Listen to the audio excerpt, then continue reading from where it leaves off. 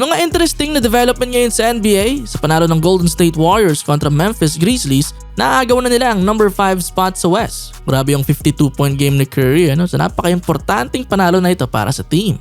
Para naman sa Warriors, ayos na nakuha na muli nila ang kanilang groove. Since trade deadline, 19-5 na ang record nito. May slump lang nitong nakaraan sa 3 losses nila in 5 games. Pero ngayon, may 3-game winning streak na muli sila at again, nakaangat pa sa number 5. Kung magpatuloy pa ito at may panalo ang most sa 7 remaining games nila, ay banta rin sila sa Lakers at sa Nuggets. Magkakaalaman yan sa susunod na games dahil yung mga kadikit din nila ang mga sunod nilang opponents. Una itong Lakers, then Nuggets, tapos susundan pa ng number 2 Rockets. After nun, may Suns, Spurs, Portland at Clippers pa sila. Medyo mahirap na schedule kaya tignan natin kung ilan dyan ang makukuha ng dubs.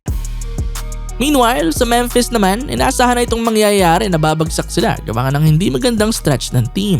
Tuloy-tuloy lang ang daos-dos nila at sa talo na ito, umangat na sa 4 games ang kanilang losing streak.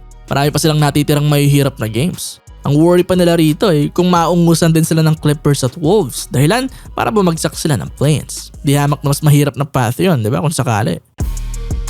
Dako naman tayo sa naging laban ngayong araw ng Nuggets at Wolves. Grabe yung laro na ito, 2 OT. Sabayan talaga hanggang sa dulo. Hanap din yung 61 points ni Joker.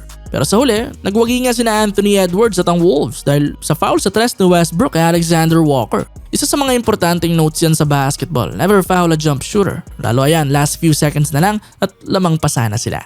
Prior din nun, pwede niya rin sanang hawakan na lang ang bola hanggang sa maubos ang oras o i-foul siya. Pero wala, diba? Ganun talaga.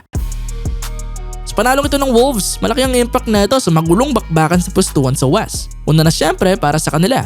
Ngayon, tabla na sila ng record ng Memphis Grizzlies. Head to head na lang ang nagpapaangat kila Morant. Konti na lang ay mauungusan na ito ng Minnesota. Napakabilis na turn of events to para sa Memphis pero ang iinit din naman kasi talaga ng mga humahabol sa kanila Para sa Wolves, big din kung maagaw talaga nila ang number 6 spot para sa sure na playoffs. Abangan natin sa last 6 games nila na Nets, Sixers, Bucks, Grizzlies, Nets ulit at Jazz. Dito ganun kasamang schedule kaya kung ikaw sa Memphis, kailangan makabangon na rin kayo kagad at maputol ang inyong losing streak. Especially with Clippers din na umaaligid na 0.5 games na lang ang behind sa kanila.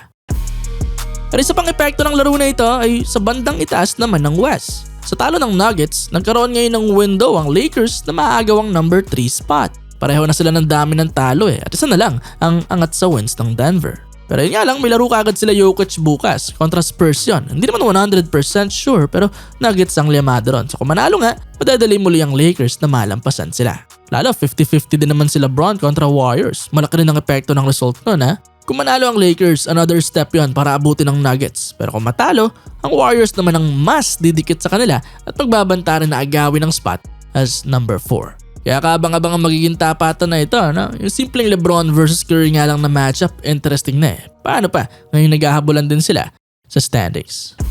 Yun, yan lang naman for now ang mga big na development ngayon sa NBA. Let me know sa ibaba kung nagugustuhan nyo o hindi itong type ng content natin na regular update sa pwestuhan bago ang postseason.